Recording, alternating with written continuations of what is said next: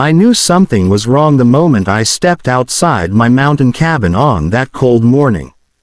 The air was still, the forest was quiet, and yet my electric meter was spinning like it was trying to take off into space. At first, I thought it was just a glitch, maybe a loose wire or a faulty meter. After all, living deep in the mountains meant dealing with the occasional power oddity. But something about the way that meter moved, fast, steady, and non-stop, sent a chill through me that had nothing to do with the cold. My cabin was supposed to be peaceful. No neighbors, no noise, just me, the tall pines, the sound of the wind brushing through the branches, and the occasional deer wandering through my yard. That quiet life was exactly why I'd moved here. But peace doesn't usually come with skyrocketing electricity bills. For 2 weeks, the bills kept climbing. At first, I shrugged it off. But after unplugging everything, my heater, my fridge, even my phone chargers, the numbers still didn't make sense. I double-checked every room, every outlet, even crawled under the cabin with a flashlight looking for some mysterious short circuit. Nothing. Then came the moment that completely shattered my calm. As I stepped behind the cabin, I noticed something so out of place it immediately set off alarms in my head.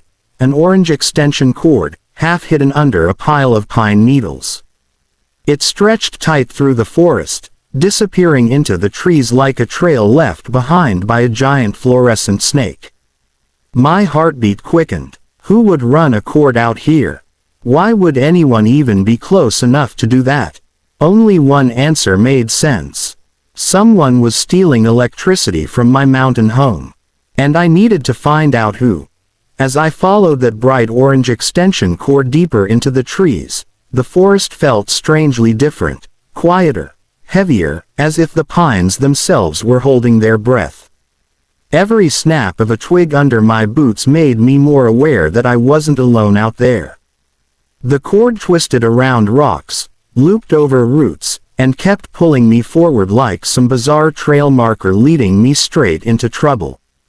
After a 15-minute walk, I reached a small cottage tucked behind thick bushes.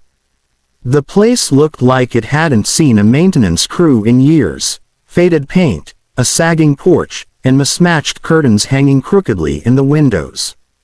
But the one thing that wasn't old or broken was that extension cord, running boldly into her living room window like it owned the place. Before I could even knock, the door flew open. Out stormed a woman in her late 50s, with a sharp bob haircut, a floral robe, and that unmistakable aura of entitlement, the kind of energy that announces trouble before a single word is spoken. She was gripping a spatula like it was a sword. "Can I help you?" she barked, as if I was the one trespassing. I pointed at the cord. "Yeah, that's plugged into my cabin." She rolled her eyes so hard I thought they might get stuck. "I'm not stealing. I'm borrowing," she said, as if the word magically erased the crime. "My generator died, and I needed power for my freezer. You should be thankful I didn't let all that electricity go to waste." My jaw nearly hit the forest floor. She wasn't denying it. She was justifying it. When I calmly explained she needed to unplug it, she smirked and said, "If you keep harassing me, I'll call the police for trespassing." That was the moment I realized. I wasn't just dealing with a thief. I was dealing with a full-blown Karen. The next morning, just as the sun painted the mountain tops gold, a violent pounding echoed through my cabin door. It wasn't a knock. It was the kind of furious banging you'd expect from someone trying to break in.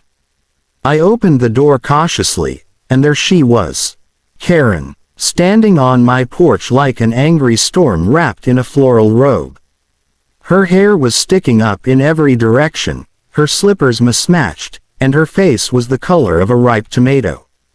She pointed at the coiled extension cord sitting neatly on my porch as if it was a crime scene.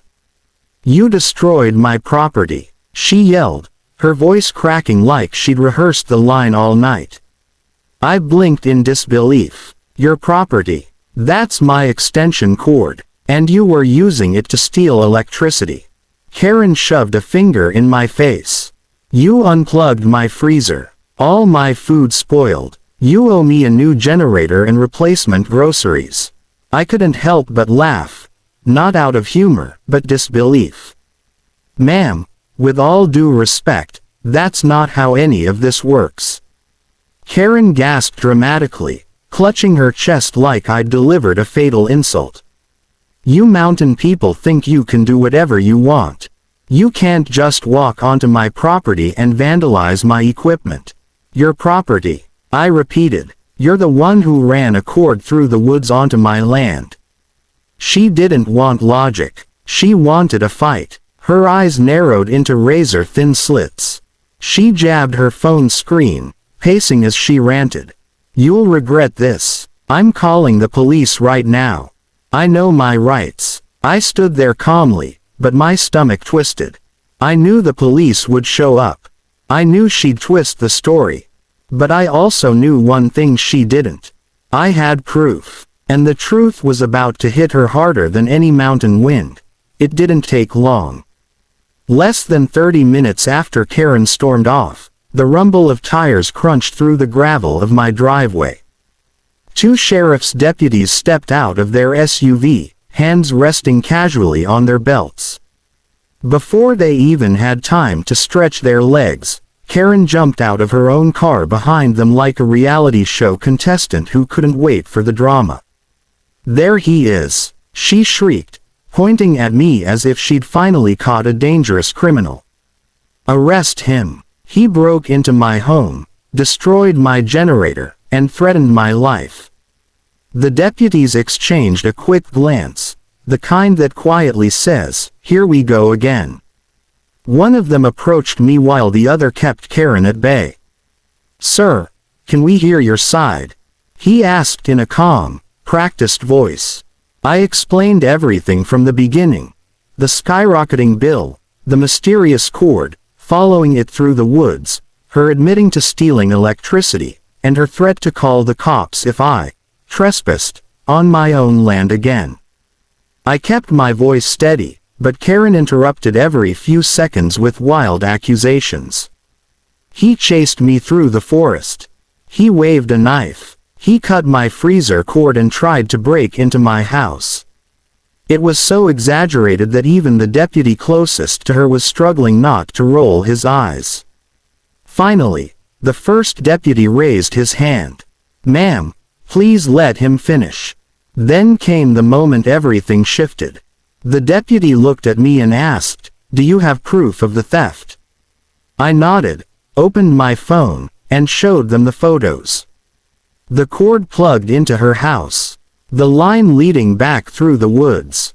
The meter readings from before and after. Silence. Real, heavy silence. Karen's face froze. The fury drained from her expression, replaced by panic. "Ma'am," the deputy said finally, "you're the one committing theft here. Not him." And just like that, the entire situation flipped upside down after the deputies reviewed all the photos and walked the short trail to verify the cord themselves. Their decision was clear. They didn't arrest Karen. Mostly because she had no criminal record and because rural departments prefer warnings over paperwork, but they issued her a very stern citation and ordered her to compensate me for the electricity she had stolen. Karen looked like she had swallowed a lemon dipped in vinegar. Her jaw clenched, her eyes twitching with barely contained fury. When the deputy handed her the paperwork and explained that she needed to reimburse me for the extra charges, she reluctantly pulled out her checkbook. Each stroke of her pen looked physically painful for her. She practically stabbed the paper as she wrote the amount. When she finally ripped the check free, she shoved it toward me with a hiss. "Here, happy now." I wasn't interested in a fight. I simply took it and nodded to the officers as they guided her back toward her car. She muttered angrily the entire walk, throwing me a glare like she was cursing my entire bloodline. I thought that was the end. I hoped that was the end. But Karen wasn't the type to accept defeat quietly. 2 days later, I stepped onto my porch and found a small brown package sitting in the center like a strange offering. There was no name, no return label, nothing. Cautious, I opened it, and I burst out laughing. Inside was the same extension cord she had used to steal electricity, but cut into dozens of tiny pieces. Perfectly sliced, like she'd spent hours taking revenge one snip at a time. Petty. Extremely. Surprising. Not at all. From that day forward, I installed a steel lockbox over my outdoor outlets and mounted wildlife cameras around my cabin. Not just for bears anymore, but for Karens too. And sometimes, on windy nights when the trees sway and the forest whispers, I swear I hear a distant voice complaining. "You mountain people are so dramatic." Every time, I just laugh. Because nothing is louder, or more unforgettable, than a Karen defeated.